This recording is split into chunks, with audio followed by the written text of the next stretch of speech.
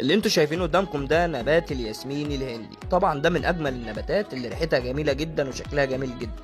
مع زراعه الياسمين الهندي طول السنه ما عدا اشهر البرد الشديد. طبعا ما شاء الله ده نبات كبير.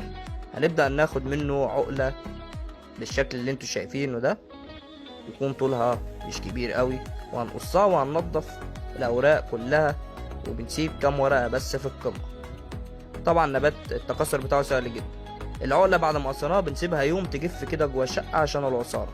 بعد كده بقى نزرعها في البوت الزراعي. لازم يكون بوت صغير والتربه طين على رمل، وهنغرز العقله بتاعتنا عادي جدا وهنزود التربه بالشكل اللي انتوا شايفينه ده. طبعا كل ما العقله كان حجمها صغير كل ما نجاحها بقى اسرع. وهنسقيها وهنحطها في مكان مظلل تحت الشجر بالشكل اللي انتوا شايفينه ده، وفي خلال ان شاء الله من 25 ل 30 يوم هتبدأ تنجح وتطلع جذور. واذا عجبك الفيديو ما تنساش تعمل لايك علشان نستمر.